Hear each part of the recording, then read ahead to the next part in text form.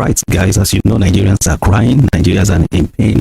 And this afternoon, I needed to watch this interview with the Minister for Humanitarian Affairs and Poverty Alleviation, Dr. Betta Edu, where she laid out the plans for this administration of President Betta Edu. They want to lift 133 people out of poverty in this administration, and we want to watch how they want to do that. Nigeria, we are in the era whereby Nigeria, they queue to get rice, and it's terrible in the country. The whole thing is going wire. Nigerians are crying. I don't know how many inbox I get for my inbox message say, Oga, wetin happen? They hungry here. Even bad people, they send message. But then let's watch this interview and let's watch the plan that the federal government, the administration of Tinubu have for us in how they want to kick poverty out of our system. Especially they promised to do this for 133 million people. Okay, so let's watch that interview, and you can leave your comments, you can react to it, you can give your opinion, you can let us know if it's another promise or compromise. Let's see if we can trust Dr. Betta Edu and just hold out for her word on this one. All right, very straight to the question with regards to your plans and your administration's plan, this administration's plan to lift 133 million Nigerians out of poverty. Recall that for a number of Nigerians, this is a bit, it's a sore spot for them, because the last administration promised to lift 100 million Nigerians out of poverty. Instead, 133 million Nigerians were lifted into poverty, multidimensional poverty. So share with us your plans, because poverty alleviation is one of the key areas of this administration's promise. So first, I want to be very clear on this. I know for the last probably, I would say, a bit above 36 hours, it's been trending everywhere. And of course, people are saying, oh, it's government again. They're back with the same story. We want to lift 133 million persons out of poverty. But one thing I have to say today is, number one, Nigeria would not go under. Nigeria would not go under. The SDG goal says we must eradicate poverty by 2030. And we as a country cannot be setting a target to go lower than what SDG has put on the table. But beyond that, there's a commitment by President who understands poverty and what it means to eradicate poverty completely out of a nation. And like we said, we would be unveiling our full plans to Nigerians, and we want Nigerians to go along with us. This is going to be an administration that we will speak to Nigerians, we will communicate through every means possible, we'll be very transparent, we'll count the numbers together. Remember, we have people who are living under $1.95 a day. And this is unacceptable to the President of Nigeria, President Bola Tinubu. And he has said, I am committed to ensuring that this narrative changes for Nigerians. Of course, several methods are going to come on board. We'll expand on some of the programs that the former president has done. We have programs under the NSIP, that's other programs that have to do with improving and increasing the social net, ensuring that people have equity wherever they are, ensuring they have access to basic things which can help them pull through life.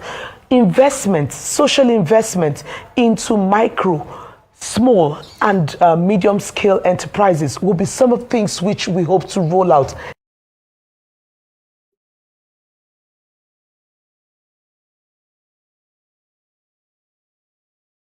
The base, which is ensuring that we move from a certificate-based economy to a skilled-based economy, where we build skills of Nigerians, whether young or old, people who are poor, vulnerable, and deprived, and we put them on the right track to be able to afford. Ensuring that we end hunger is part of ending poverty. It's part of poverty alleviation, and these are points of which we are committed to. Dr. Edu, thank you very much. It still sounds very vague, the details. So immediately, what will you do? Because these sound like promises during the campaign period, and that's very fine. But now that you've taken on this office, what are first quick wins in your capacity as Minister of Humanitarian Affairs and Poverty Alleviation in terms of addressing poverty? Quick wins.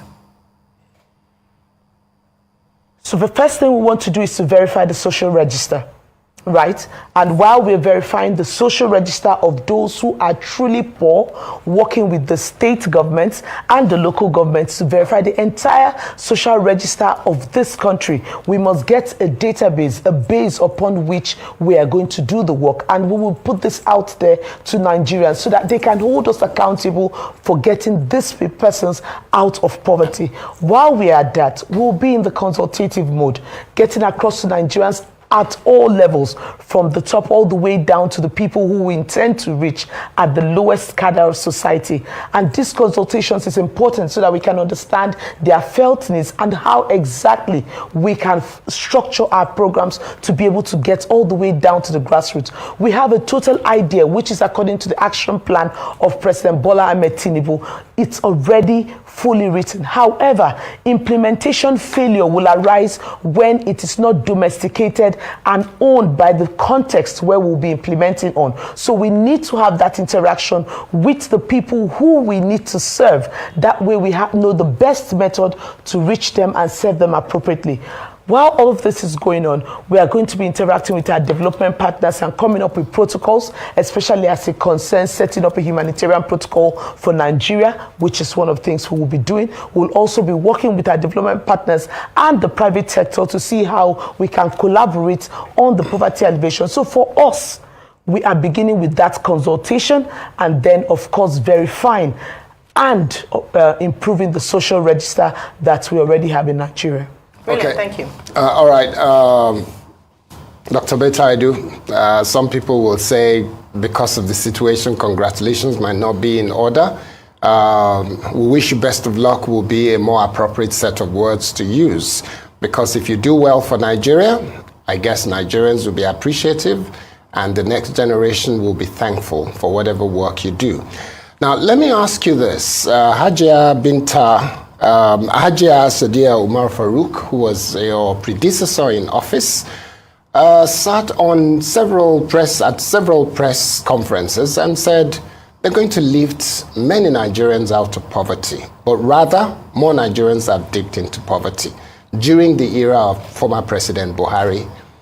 In this season, the question is being asked, will you look at the amount of money, and we're talking billions of naira that was said to have been spent by the ministry you're not superintending over.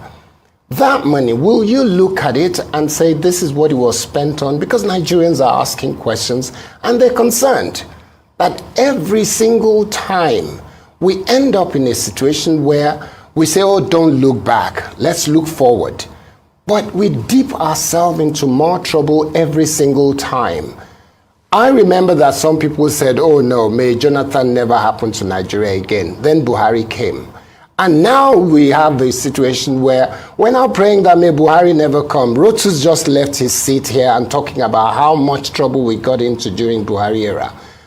And we know how much was spent during the era of the former poverty alleviation minister. So tell us, will you look back at what was done by your ministry so that you can now look forward to make sure that the errors and mistakes of that time will not be repeated? So we didn't have a minister for humanitarian affairs and poverty alleviation. We had a minister for humanitarian affairs, disaster management and social development. Poverty alleviation was introduced by President Bola Ahmed Tinubu, and this is because of the emphasis he wants to put on poverty eradication in line with the SDG goals to end poverty by 2030. History is important because it shapes where your present is and what the future should look like. We would be looking at what was implemented, how it was implemented, the challenges they faced, the setbacks, and why certain things were not achieved. And then, of course, what was successful and what can we build on. All of that will be brought into consideration. Right now, what we're doing at the ministry is having presentations from the different departments, units, and agencies under the ministry. And then, of of course, at the present, what are those quick wins from the short-term goals, the immediate goals, of course, the short-term goals, medium-term goals, and the long-term goals? How do we intend to reach these people, and how do we intend to reach them in such a manner that they know that they have been reached, and Nigerians can truly say that poverty has been eradicated?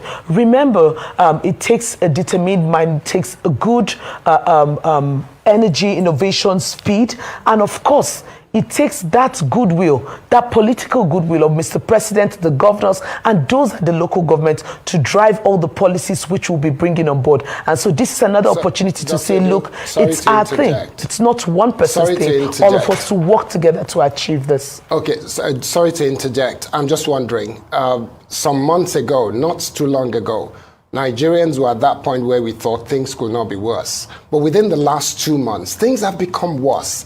More people have dipped into poverty.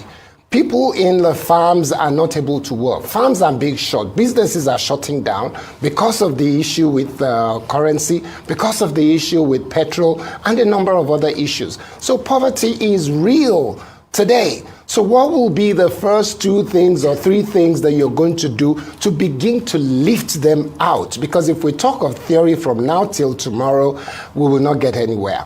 3 things or 2 things or even 1 that you know will change the lots of Nigerians who are at the bottom of the rung. What would you do?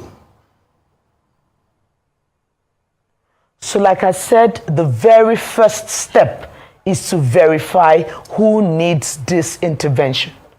We must get the basis right. So we must develop and own our social register from the federal all the way down to the local government level. That's the first step, because if we do not know who we are intervening on, it's a waste of our time, it's a waste of our energy. We'll have nothing upon which to act and say, this is where we were and this is where this is what we have achieved over this period of time. That's number 1. Secondly, like the government has said very clearly, we have a situation where the fuel subsidy was removed.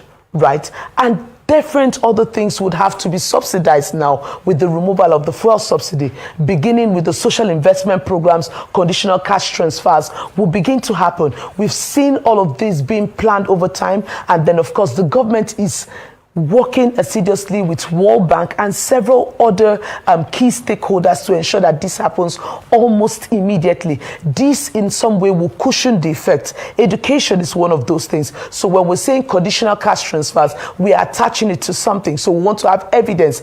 Is it for the education? Is it for healthcare? Is it for subsidizing feeding? That's nutrition. What are the things that have been attached to it? So these are plans that are on the way now. We will be launching the full intervention almost immediately, and when we do so, you will have the full details of all we'll be doing within the next 60 days, within the next 80 days, within the next 100 days to truly take Nigerians out of poverty. These numbers will be verifiable numbers, not numbers that you are thinking, did it happen, did it not happen? The people, it will be out there for everyone to go and verify at their own pace. So it's a business of transparency, accountability, and Nigerians should hold us responsible for it. Okay, Betta, I think I have not said congratulations. This is Rufai speaking here. I have not said congratulations to you officially. Betta, good to see you again. Congratulations to you, Honorable Minister.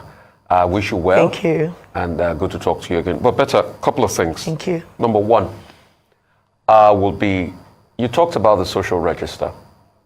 Betta, would you probe the social register? Because it's faulty.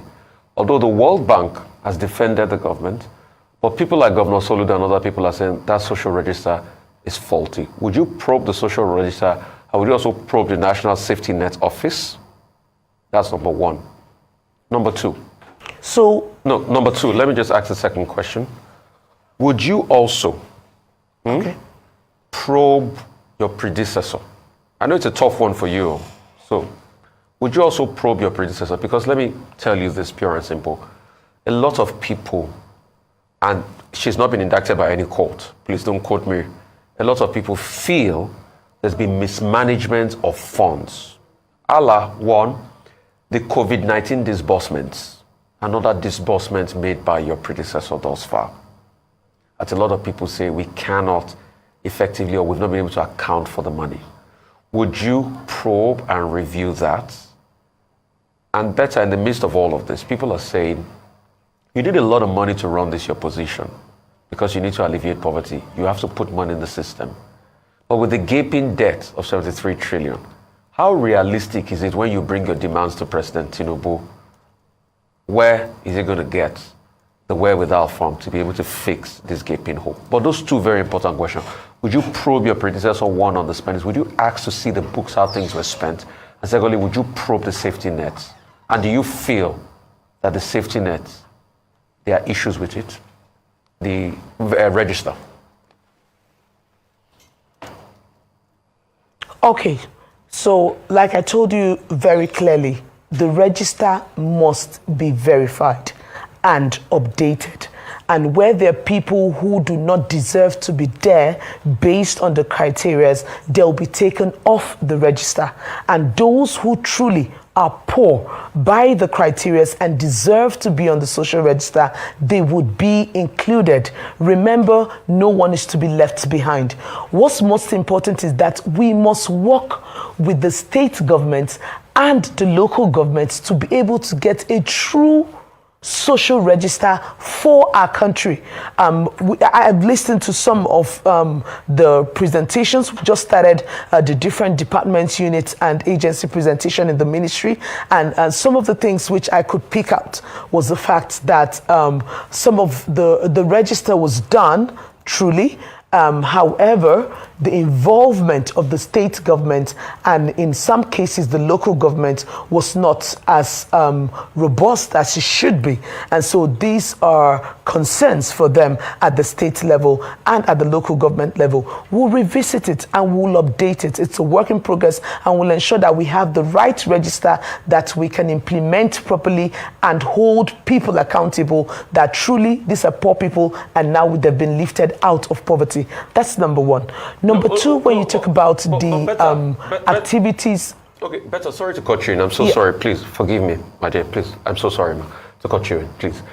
But hitherto, concerning that register, they have said, and that's why I asked the National Safety, the National Social Safety Office. They have said that the register was actually gotten from the local government areas, and the World Bank authenticated it. So is it that National Safety Office was wrong in its estimation in the first place? And that's why I asked that, would you probe? Is there something wrong with it in the first place? It's just for clarity, for the sake of Nigerians to know. That's just it. Because all you are saying now... So we need to go back into it and look at it in details. Okay. Right? Yeah. And verify that truly these people are those who we intend to reach. Right? It's a new administration. We do not underestimate the work done by World Bank and the Office of the National Safety Net. However, we need to be very critical on what we are doing because Nigerians are watching and people will hold us accountable. And of course, for the President Bola Ahmed Tinubu, he truly wants these interventions to get to those who sincerely need it. Some governors have raised concerns, and we must look into these concerns. And this is just the right way to go about it. Thank you so much on that. The spending of the... Moving on to... The spending of your predecessor, would you also probe that and have a look at that? So we would have a look at all of that, all the programs that were done, what were the achievements, what were the challenges, how was it spent, and we will do our best to see that those challenges are being overcome as we go into improving and expanding on the social safety net of our country.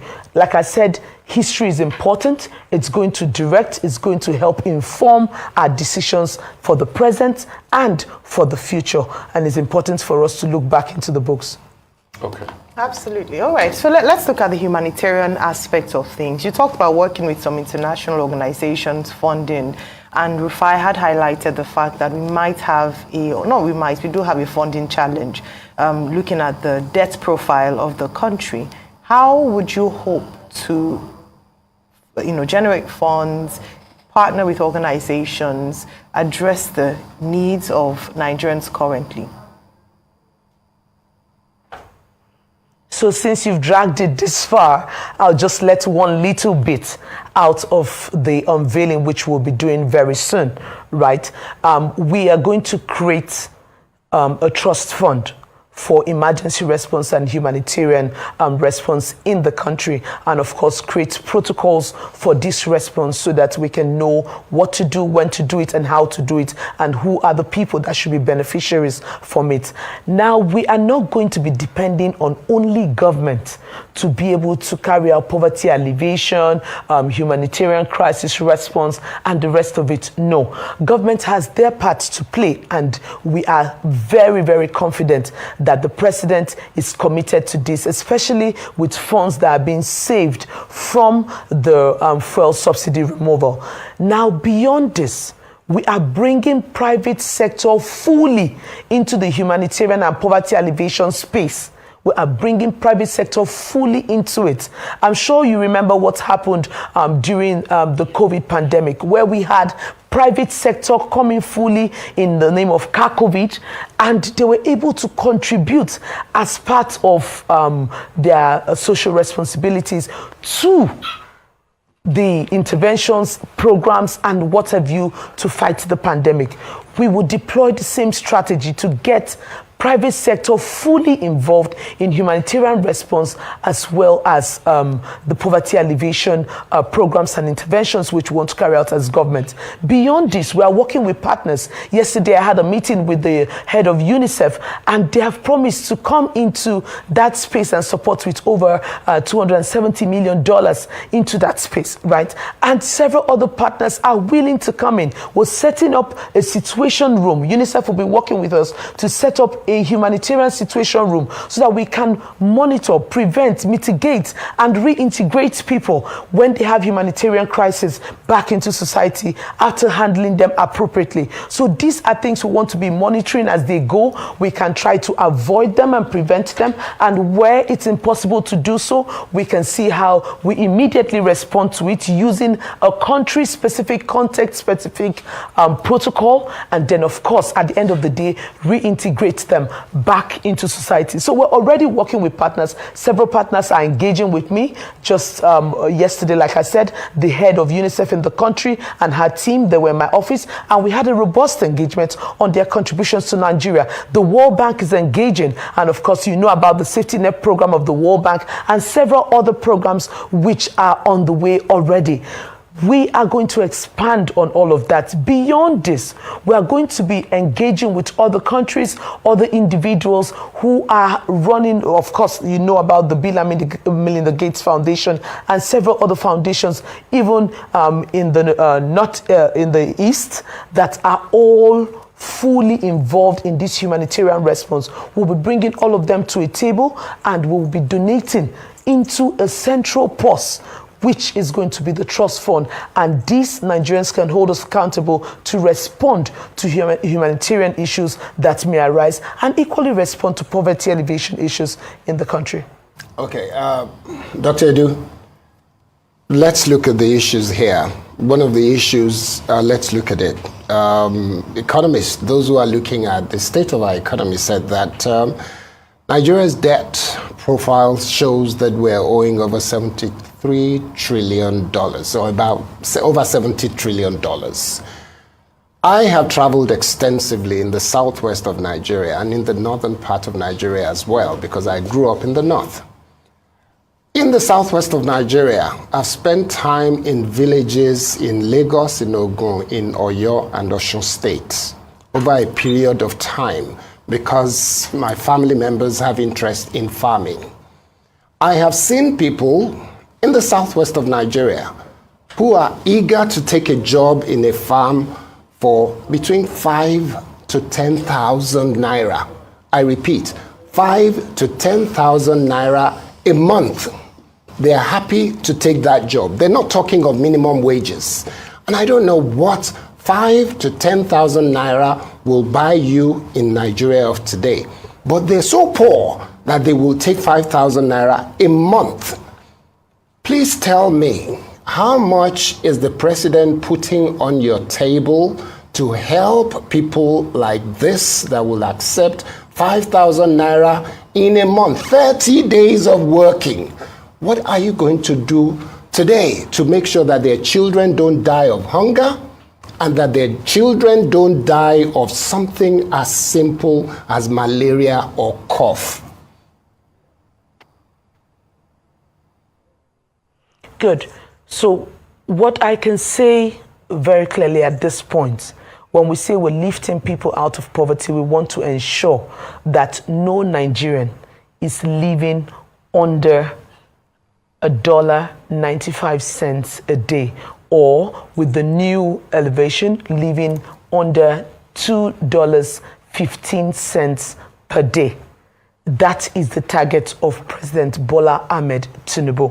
And like I told you very clearly, the president has asked us to quickly work with the key stakeholders, including development partners, to look at the social safety net, to look at the conditional cash transfers, to look at the various proposed interventions and come up with figures that can help Nigerians to thrive, can help their petty businesses to thrive, can help the micro businesses to thrive, to look at them working with the economic team. So these are what we're going to be reviewing within the next 2 to 3 weeks, after which we'll be coming up with exact figures on how much we will be making available to each individual or family in Nigeria, just as part of the poverty alleviation project. Okay, better. Real quickly, your first task, part of many other tasks, will be to administer palliatives. What's your take as regards the madness going on with the sharing of the palliative? You can see the conundrum with people being hurt, being pushed around. Some can't even get anything. That's one. Number two, another important task coming up to you will be the $800 million loan that had been released before, that the president wanted to push out to the social register and he stopped. What's the conversation? Bring us up to speed as regards that money. And what would be your idea as regards pushing that money around? So I think first, as it concerns the palliatives, we need to rework the logistics. In the past, I have been exposed to programs such as the immunization programs in Cross River State and in other places around the country, where we have to take healthcare to people's doorstep, immunize people at their doorstep. I think the aspect of having people come together or come to one particular location to pick up their palliatives is not really very helpful. In my own, of course, for us, we will think that it will be better off to deliver this, improve on the logistics, and deliver it to their doorstep where they live. That way, they can sign off on it, and you are sure that these families have received it. Of course, technology can tell exactly where a person is, where he's delivering, using the GPS and the rest of it to really identify if this has been delivered to this location. How are you going to do this? How? Because technology is nebulous. How precisely are you going to ensure that they deliver at the doorsteps of people where we don't have accurate numbering system in homes in Nigerian streets? You can get to the street and have number 21 and number 44 at the back, at the front. So how do we do it? How? Okay, like I said, it's a GPS thing. It's not just about the numbering. So from the GPS, there are many applications that can be used to identify where a person is and if it has been delivered to a particular places. Of course, we have all the logistic companies that use all of these applications. We can deploy them. That's why we said private sector collaboration. We can deploy all of this. In the past, we used to have the ODK. So if I come to this house to give immunization, they can be able to know whether I have arrived at this location using the GPS and if I have delivered that immunization before I leave. So all of this will be deployed into the system where we can categorically say, yes, It might not be 100%, but we can categorically say yes, at least 98% of the items meant for people have been delivered to their location.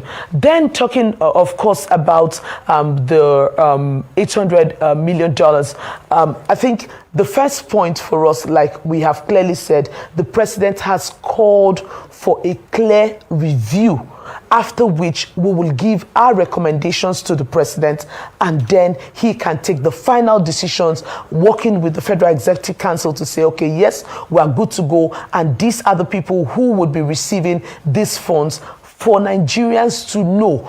The main point is that it must be done in an accountable manner, and it must be given to the right people who are truly poor and need to be subsidized and taken out of poverty.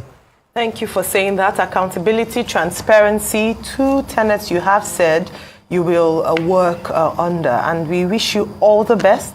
133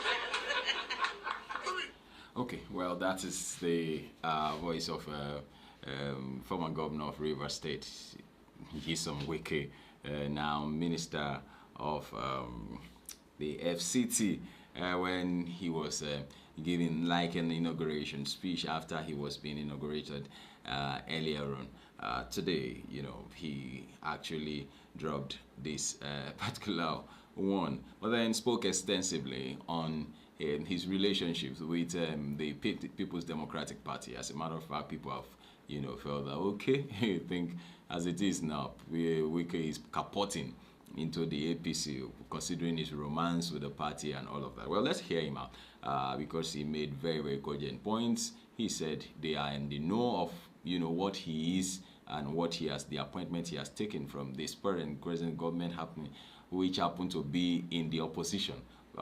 To their own party. And so let's hear him as what he describes the PDP as.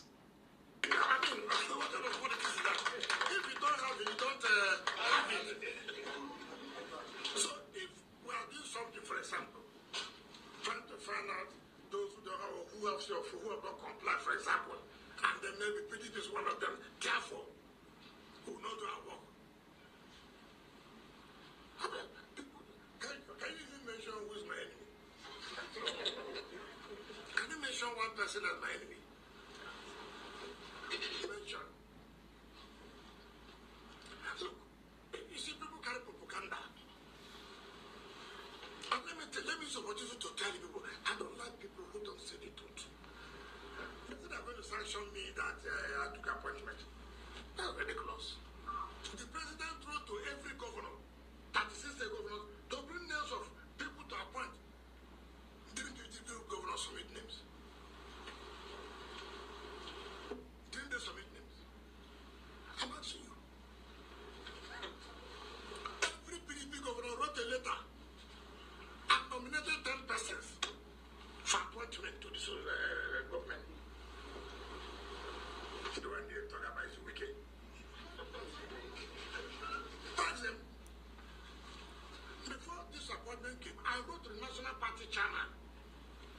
I wrote to the minority leaders of the House of Reps and Senate. I wrote to the zonal chairman of the party. I wrote to my state chairman. I wrote to my governor. All of them wrote me back. Accept it. I have it in evidence, documented. So that is reggae dancers.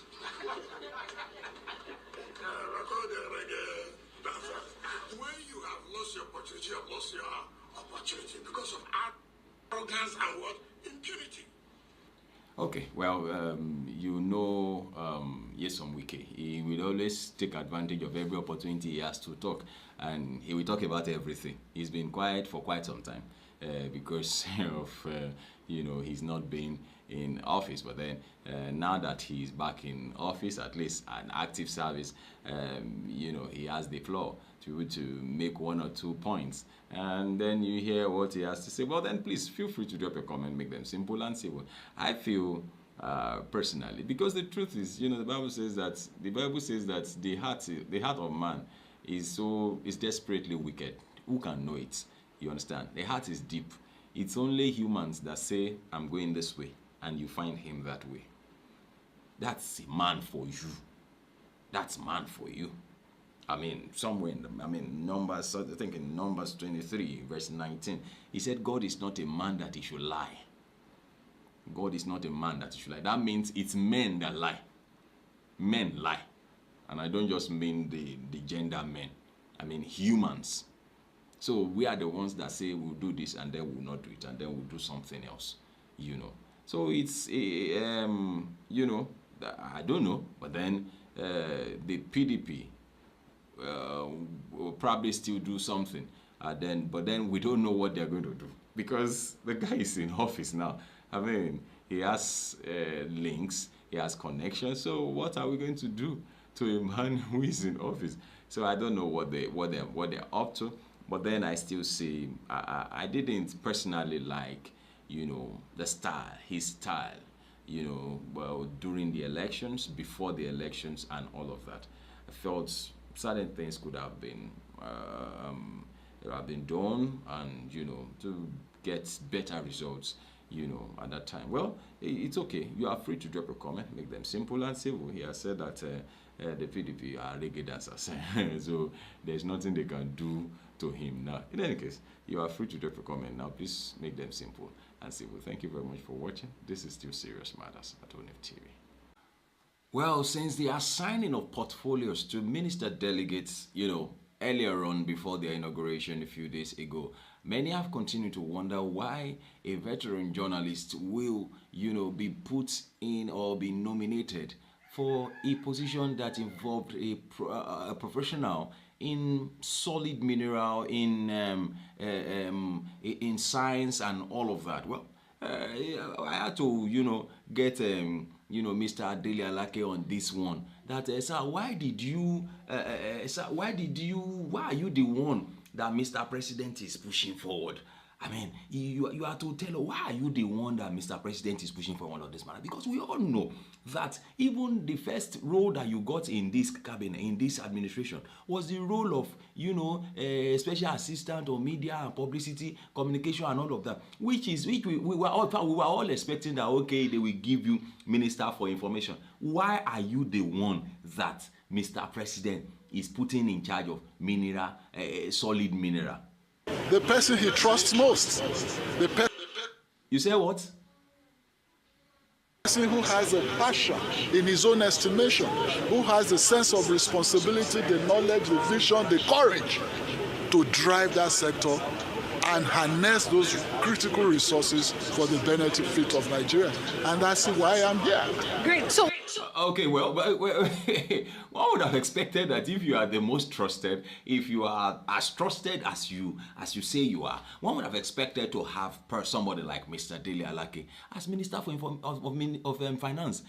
Because the Ministry of Finance, I think, is almost the most sensitive, part of all the sensitive parastatal of all the ministries. But then we're having him as Minister for solid mineral, and one continues to wonder why would that's why we said, okay, this is a round peg in a square hole. Why should that's why we don't get results in this country? Is it about somebody that is being trusted? It's about somebody who can harness. Though he said that, but I just feel that's just grammar. Well, let's see how things pan out, because it's a very short one. I just wanted you to hear his response to his defense to why he was made Minister for Solid Mineral. Thank you very much, Mr. Dele Alake. Of course, I hope when we call you next time, you will be willing to